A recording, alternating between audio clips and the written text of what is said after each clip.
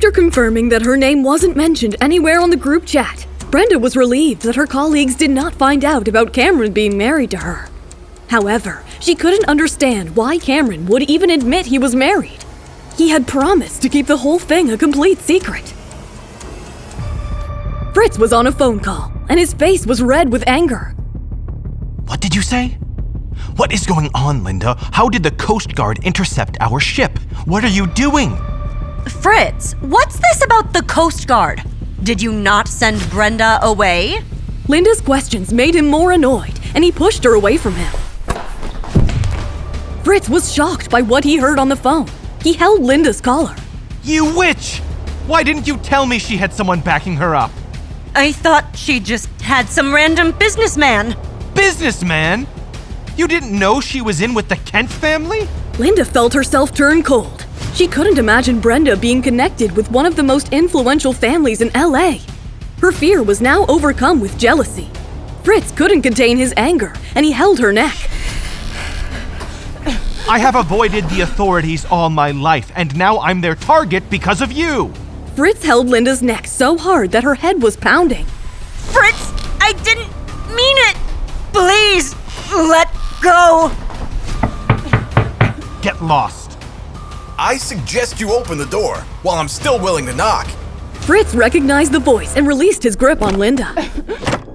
Fritz saw Cameron standing in the middle with his brothers on either side. Why lower yourself just to visit a small home like ours, Mr. Kent? Stop pretending. You know why we're here, Fritz.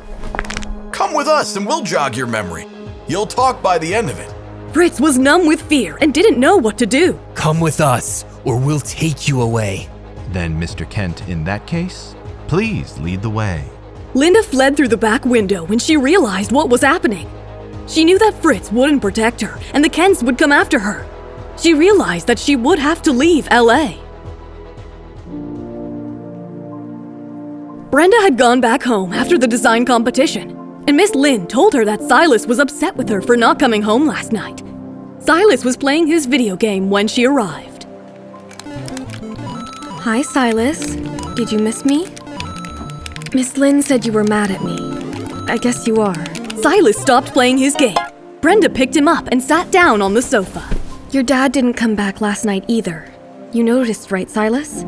I accidentally hit my head and had to go to the hospital last night. Your dad was there with me. Silas suddenly raised his head and saw the gauze wrapped around her forehead. His black eyes blinked and started to tear up. Brenda hugged and softly comforted him. He raised his hand to feel her head, but hesitated. He was worried it would hurt her. Don't worry, honey. It doesn't hurt. Silas was relieved and she hugged him tightly. Suddenly, Mommy, you only hug Big Brother, not me. Warm me up too, Mommy. Okay, but you can't call me Mommy. The little girl buried her head into her arms.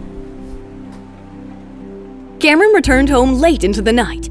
He was about to open the door to his room when the door suddenly flew open. He turned around and found Brenda leaning against the wall. You came back late tonight.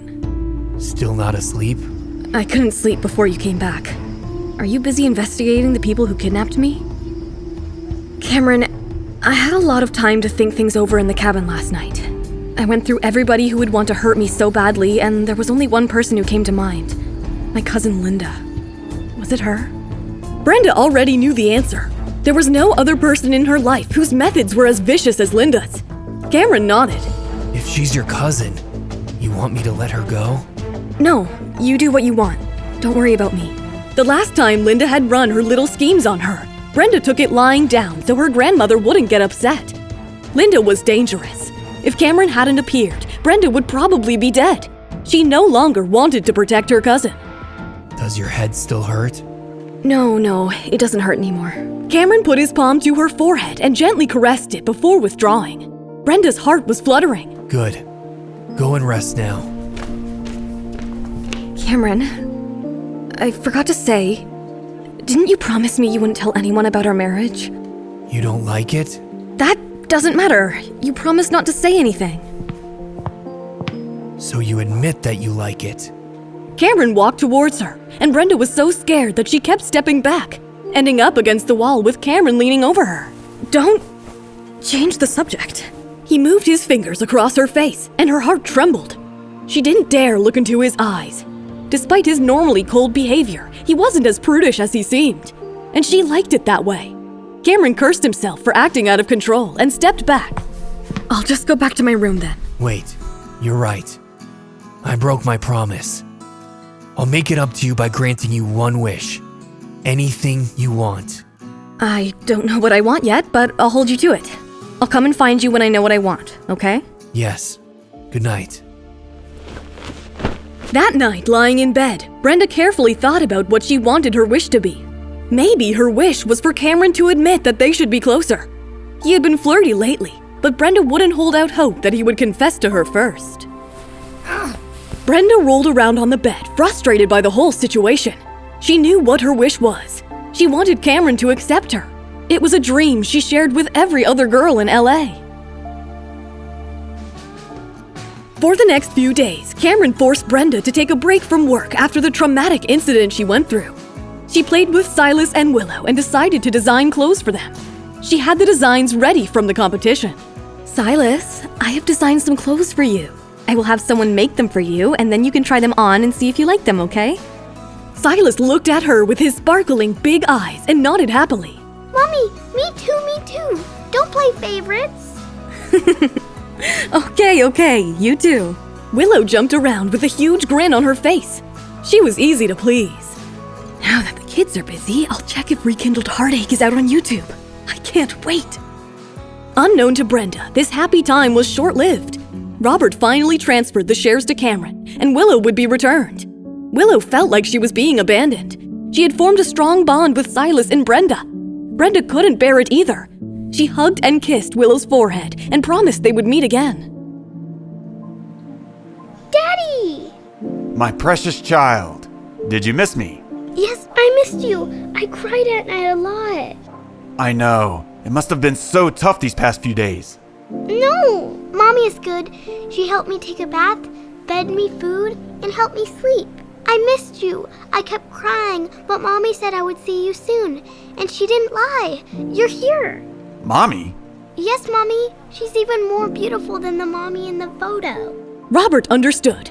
He realized that Cameron was hiding how nice his home life was. He suddenly had an idea. So, Willow, do you like Mommy? Yes. Then do you want to live with her? Really? Daddy can live here too? Yes, I can live there too. Mom will live with us very, very soon. She'll sleep with you, sing for you, and do whatever you want. How does that sound? Yes! Bring Mommy back! Bring Mommy back! Don't worry, my child. Daddy will do it. What does Robert have up his sleeve? To what extent is he willing to go to make sure Brenda lives with him? Hi, Brenda here. Hope you are loving Love Bargain. Keep following us as we release a new episode of Season 1 daily on YouTube. You can jump the queue and unlock all seasons of the audio series by installing the Pocket FM app now. Just click on the link in the description. To watch the next episode of Season 1, tap here, and to watch the full Season 1, click on the playlist.